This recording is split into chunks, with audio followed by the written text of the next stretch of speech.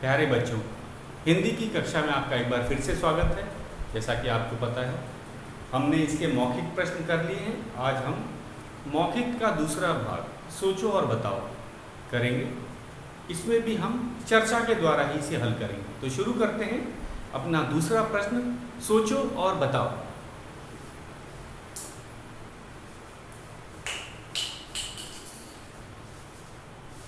प्रश्न है दूसरा,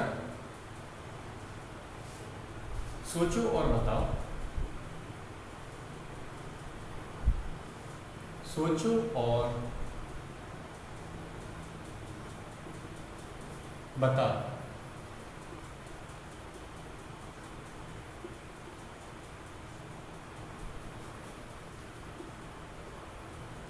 क तुम्हारे विचार में, तुम्हारे विचार में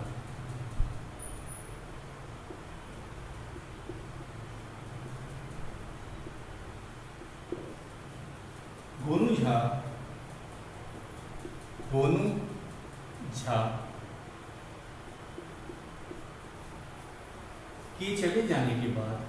के चले जाने के बाद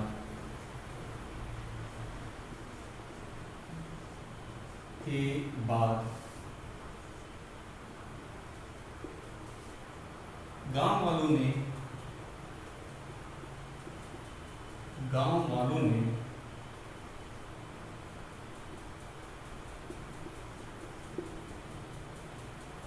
क्या किया होगा। गांव वालों ने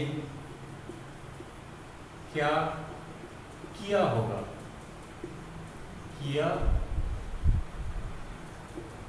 होगा। तो ये तो कहानी में नहीं दिया है। हमारी कहानी कब खत्म होती है? जब गोनू झा अपने गाय की सभी विशेषताओं को, खूबियों को बता देते हैं और गांव वाले आश्चर्यचकित होकर गोनू झा की बातें सुन रहे होते हैं। और गोनू झा लोगों को बताते हैं कि ये आप लोगों की भी इसमें गलती है कि आप एक बात को बार बार पूछते हैं। इसके बाद वे गाय की रस्सी पकड़कर गांव वालों से पहले ही गांव की तरफ चल देते हैं। अभी गांव के सभी लोग गांव की सीमा पर ही खड़े थे। तो अब हमारा प्रश्न भी इसी पे आधारित है कि तुम्हारे विचार में गोनू झा के चले जाने के बाद गांव वालों ने क्या किया होगा। तो ये तो पाठ में दिया नहीं है।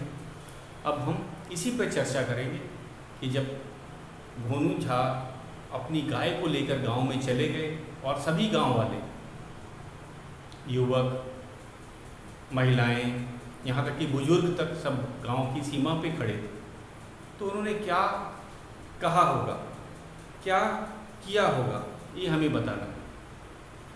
तो अब इसमें अलग अलग बातें हो सकती हैं।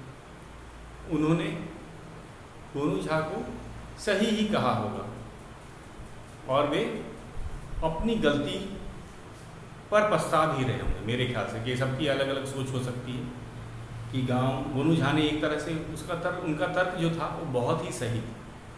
उन्होंने भले लोगों को झूठ बोल करके या धोखा दे करके बाहर बुला लिया था, लेकिन एक बार में उन्होंने अपनी गाय की सारी बात बताकर लोगों का और अपना दोनों का समय बचा लिया।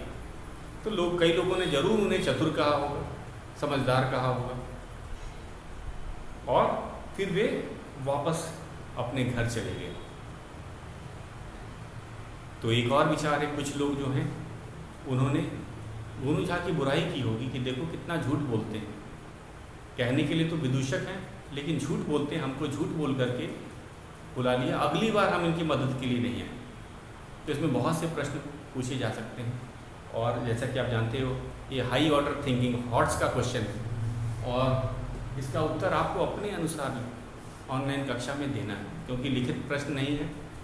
तो इसको चर्चा के द्वारा हम एक यहाँ पे चर्चा कर रहे हैं वीडियो में, और शेष जो है आप अपने अनुसार इसका उत्तर दीजिए। तो इसमें आप देखेंगे कि बहुत बच्चों के अलग अलग उत्तर आएंगे और इसमें सभी उत्तर सही होंगे, क्योंकि ये आपके सोच के अनुसार है, आप क्या सोचते हैं। कुछ लोगों ने गोनू झा को चतुर कहा होगा, बड़ाई की होगी और वे खुशी खुशी गांव आ गए। लेकिन कुछ लोग ये भी कह सकते हैं कि उन्होंने लोगों को मूर्ख बनाया, लोगों का समय खराब किया और उन्होंने गोनू झा को घमंडी भी कहा होगा। कई लोगों ने उन्हें झूठा कहा हो, और या फिर कुछ लोगों ने कहा होगा कि देखो ये कितना ढींग, जो अपनी गाय की जो खासियत बता रहे हैं, ढींग हाँक रहे हैं, इनकी गाय इतने सारे गुण नहीं हैं, या इन्होंने दाम ज़्यादा बताया है।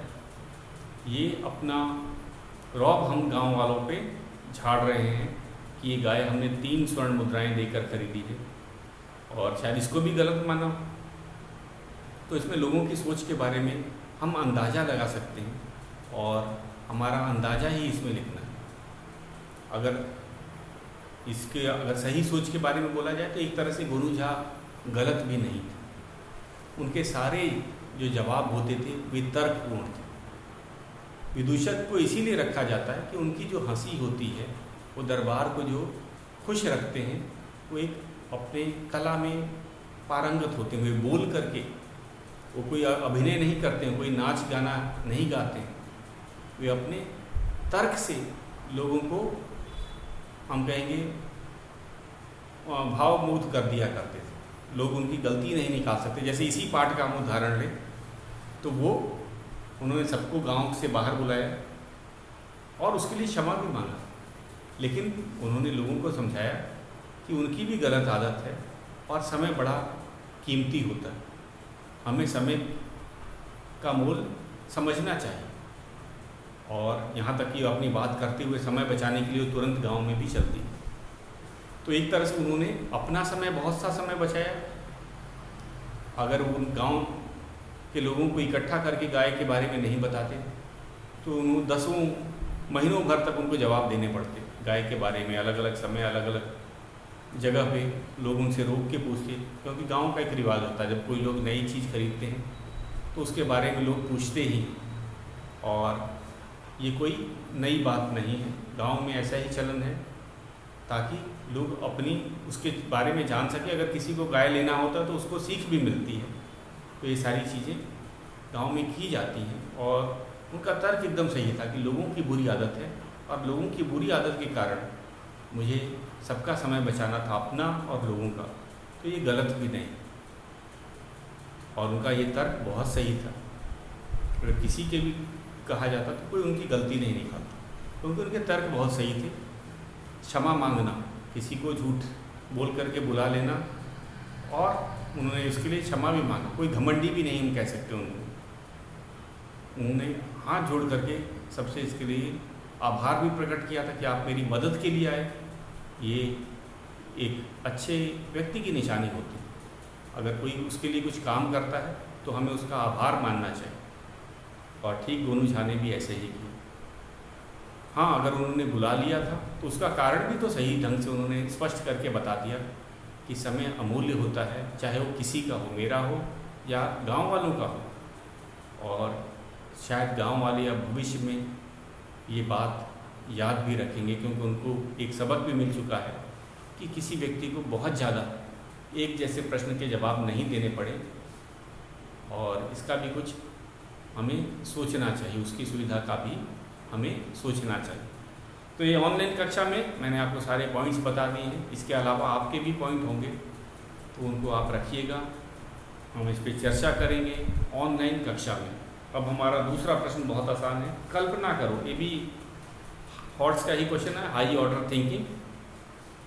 हाँ, इस पे चर्चा करते हैं। हमारा कल्पना करो,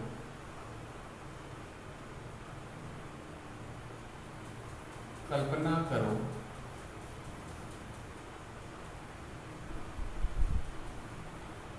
कि तुम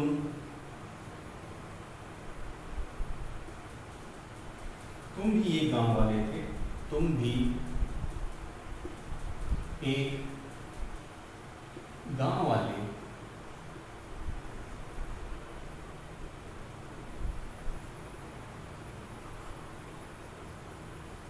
थे। गोनू झा कि कारनामों में तुम्हारी क्या प्रतिक्रिया होती? गोनू झा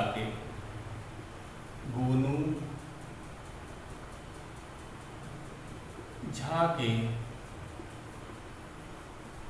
कारनामे पर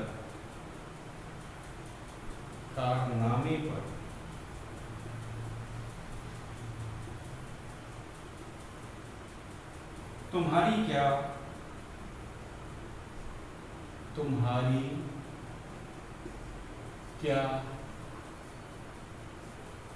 प्रतिक्रिया होती?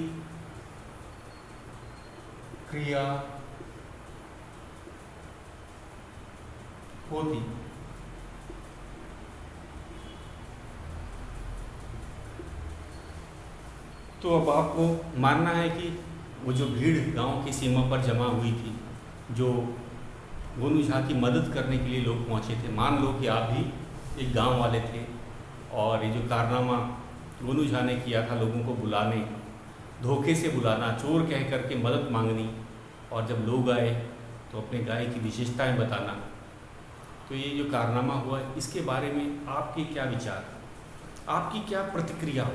आप क्या करते या क्या बोलते? प्रतिक्रिया में दोनों चीज़ आती। आपका, अगर आप एक गांव वाले होते और आप भी उसकी मदद के लिए, गोनू झा की मदद के लिए पहुंचे होते, तो आपकी क्या प्रतिक्रिया होती? आप क्या करते या क्या बोलते? तो इसे आपको अपने शब्दों में लिखना है, तो ये आपके विचार हैं, तो हम इसी पे चर्चा करेंगे। तो कुछ लोग, जैसे मैंने बताया, कुछ लोग गोनू झा के जवाब से संतुष्ट हो जाते और उनका जो तर्क था वो एकदम सही था कि लोगों को ऐसे एक जैसे प्रश्न नहीं करने चाहिए। अगर आपसे ही अगर कोई व्यक्ति, अगर सैकड़ों लोग उस गांव में रहते थे, एक जैसे प्रश्न का आपको जवाब देना पड़ता, तो आदमी को एक काफ़ी उबाऊ लगता है, व्यक्ति बोर हो जाता है, सुना होगा आपने। तो उससे हम कैसे बच सकते हैं? एक साथ अगर हमें जानकारी लेनी है, तो गोनू झा ने इसीलिए ये तर्क दिया था, मैंने एक साथ सबको बताया है और कोई चीज़ छोड़ा भी नहीं। कहाँ से उन्होंने शुरुआत किया कि जो गाय खरीदी है मैंने अपनी इच्छा से नहीं खरीदी, अपनी पत्नी की इच्छा से ये गाय खरीदी है। एक छोटी छोटी बातें, गाय के कितने दांत हैं, गाय सीधी है, मुझे दरबार में अनुपस्थित रहना पड़ा, गाय खरीदने के लिए मुझे सोनपुर जाना पड़ा। तो ऐसी ऐसी जो बहुत सी बातें हैं, उन्होंने हर बात को बताया ताकि गांव वाले कभी ये ना कह सकें आपने ये बात नहीं बताई थी। तो एक बहुत समझदार व्यक्ति थे, और अगर मैं गांव वाला होता और उनके कारनामे के कारण उनकी रक्षा करने के लिए गांव की सीमा पर जाता और बदले में मुझे गाय की विशेषताएं जानने के लिए मिलता, तो मैं बुरा नहीं मानता, क्योंकि गोनू झा ने बहुत सी अच्छी बातें बताई थी, जिससे कि अगर कोई व्यक्ति गाय खरीदना भी चाहता हो तो उसको ये ज्ञान मिल जाएगा कि अच्छी गाय की क्या पहचान होती है, और किसी से बार बार एक जैसे प्रश्न नहीं करने चाहिए। हमें दूसरों की सुविधा का भी ध्यान रखना चाहिए। तो ये सब कुछ बातें हैं, इसके कारण मैं गोनू झा को बुरा नहीं करूँगा। हो सकता है कई लोगों को बुरा लगे कि हम अपना काम छोड़कर आए हैं, मतलब हमारा काम जरूरी नहीं है, हम गोनू झा की गाय के बारे में जानने के लिए दौड़ पड़े, ये गलत बात है। अगर हमें इच्छा होती तो हम जाते, नहीं तो हमारी कई लोगों की इच्छा नहीं होती कि उन्होंने गाय खरीदी है तो मैं उनसे गाय के बारे में पूछूं। बहुत से लोग ऐसे होते हैं जो गाय के बारे में नहीं जानना चाहते, तो उनको भी ज़बरदस्ती बुलाया, तो शायद उनके लिए उनके समय की तो बर्बादी है। तो ये कईयों का ये भी तर्क हो सकता है। मैं तो हर तर्क को लेके चलता हूँ। कई लोग गोनू झा को भला बुरा भी कहते कि देखो ये ब्राह्मण का दिमाग खराब हो गया, एक गाय खरीद के क्या लाया, उसने सारे गांव वालों को तंग कर दिया। तो ऐसी प्रतिक्रिया मिल सकती थी, ये कोई अलग नहीं हुआ।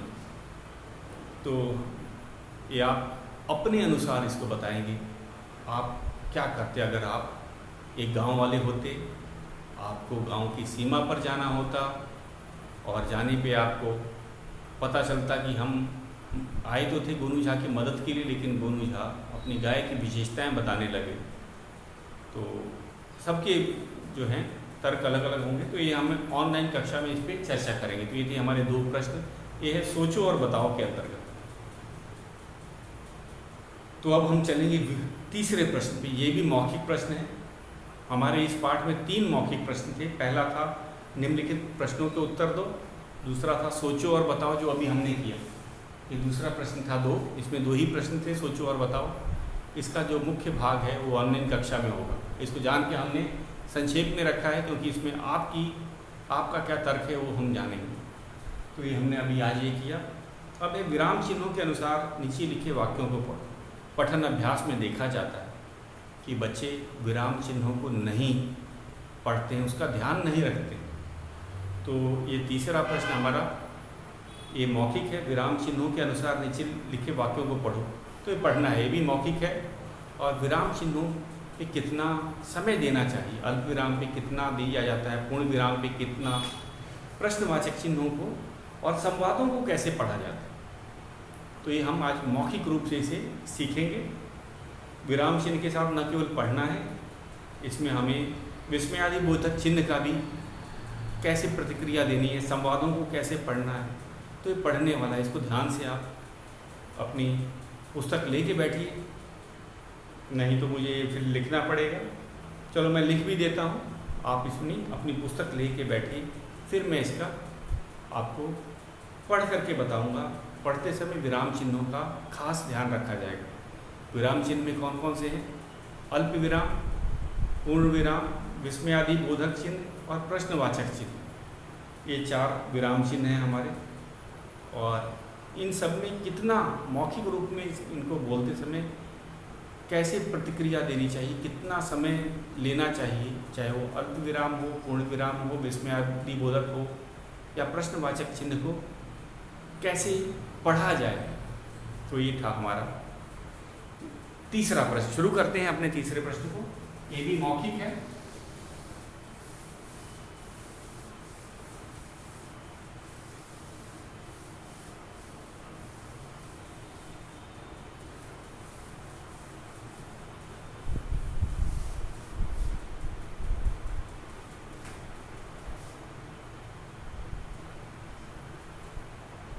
विराम चिन्ह, विराम चिन्ह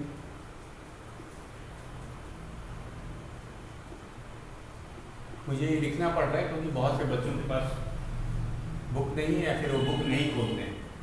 विराम चिन्हों के अनुसार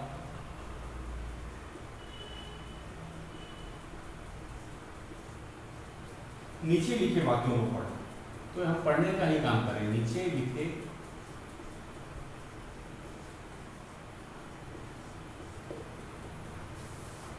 वाक्यों को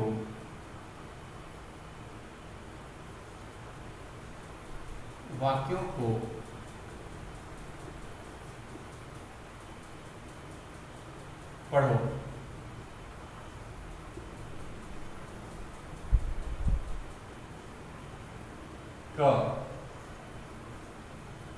गाय खरीदने की क्या जल्दी है? गाय खरीदने की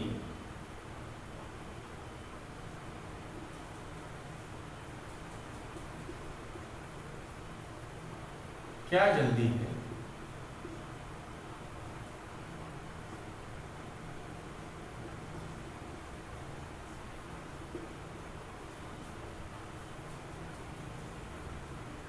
कुछ ही दिनों में, कुछ ही दिनों में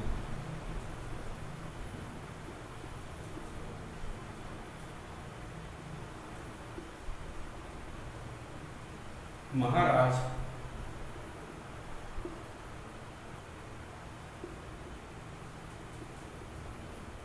हमें एक गाय हमें एक गाय उपहार में देने वाले हैं, उपहार में देने वाले हैं,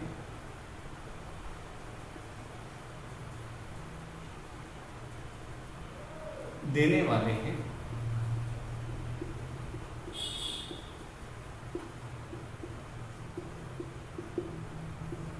पूर्ण विराम था। दो दो करके लिखते हैं। तुम्हें कौन सा गाय पालने का अनुभव है? तुम्हें कौन सा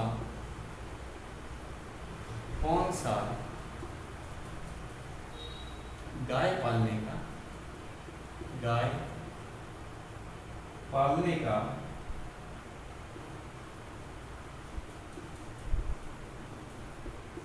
अनुभव है?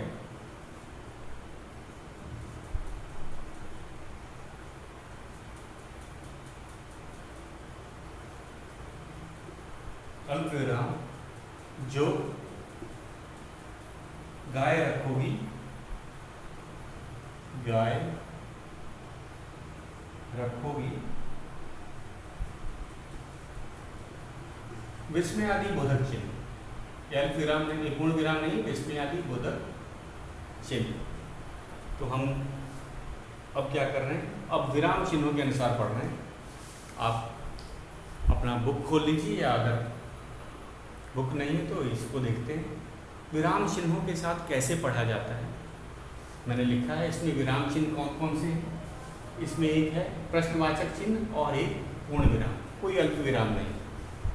और मुख्य बात है केवल विराम चिन्हों का ही नहीं देखना है हमें कि अल्प विराम में कितना रुकना है, या प्रश्नवाचक चिन्हों को कैसे पढ़ते हैं, या पूर्ण विराम में कितनी देर रोकना है, ये अलग चीज़ है। आप इसको ध्यान से सुनेंगे। गाय खरीदने की क्या जल्दी है?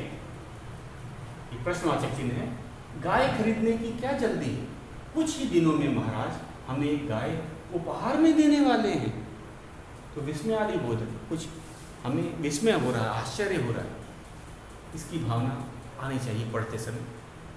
दूसरा है, इसके अंदर हमें एक अल्प विराम और एक विस्मय आदि बोधक चिन्ह है, दो ही विराम चिन्ह है। अब इसे कैसे पढ़ेंगे? तुम्हें कौन सा गाय पालने का अनुभव है?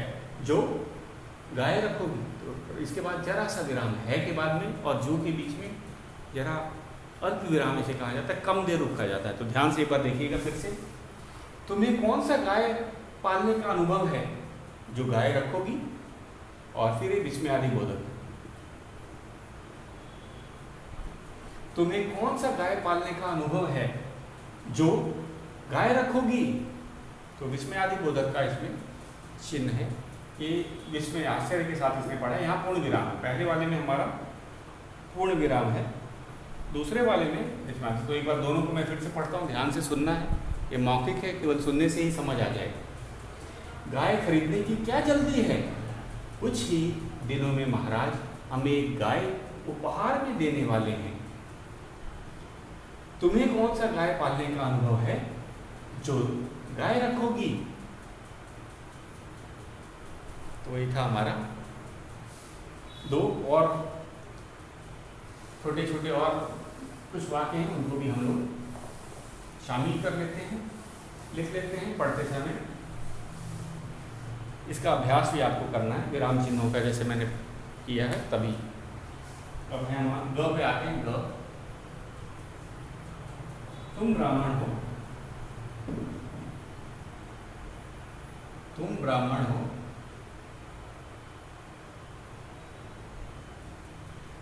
तुम ब्राह्मण हो, तुम्हारा काम पूजा पाठ करना है, तुम्हारा काम पूजा पाठ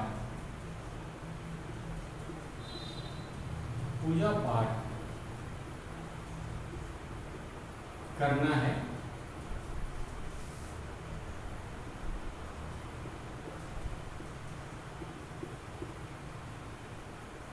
पूर्ण विराम। तो इसमें दो जगह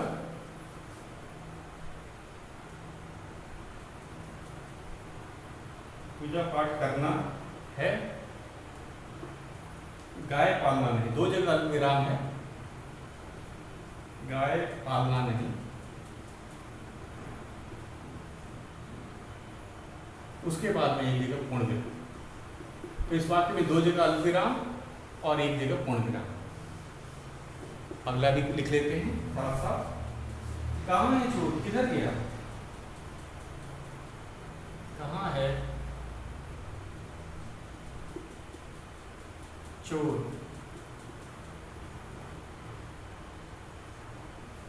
किधर गया?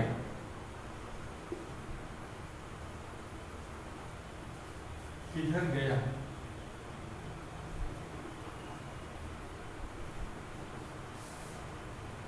अगला है, गांव वाले हैरान थे। गांव वाले हैरान थे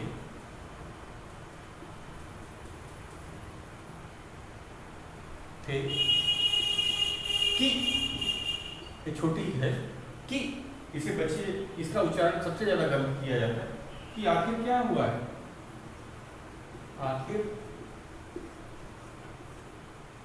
क्या हुआ है, आखिर अच्छा हुआ क्या है, हुआ क्या है, विस्मयादि बोधक के। और ये हमारा अंतिम वाक्य है, कितना कितना अमूल्य समय, अमूल्य समय बर्बाद होता है, बर्बाद होता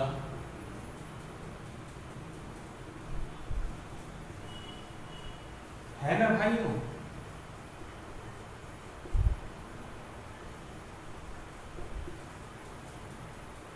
प्रश्नवाचक चिन्ह।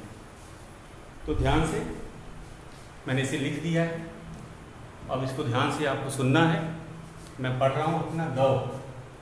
तुम ब्राह्मण हो, तुम्हारा काम पूजा पाठ करना है, गाय पालना नहीं। तो दो जगह हमने कम देर रुके, अल्पविराम, और फिर तीसरी जगह पूरा रुकना है। तुम ब्राह्मण हो, तुम्हारा काम पूजा पाठ करना है, गाय पालना नहीं। घ है, कहाँ है चोर, किधर गया, क्वेश्चन मार्क। एक प्रश्नवाचक चिन्ह को क्वेश्चन मार्क जिसे आप बोलते हैं, इसमें बोलते समय भी ऐसा लगना चाहिए जैसे कोई चीज पूछी जा रही। कहाँ है चोर, किधर गया? गांव वाले हैरान थे कि आखिर हुआ क्या है। तो विस्मय के अभी हमें अनुभव होना चाहिए, विस्मय आदि बोधक। च है, कितना अमूल्य समय बर्बाद होता है ना भाइयों।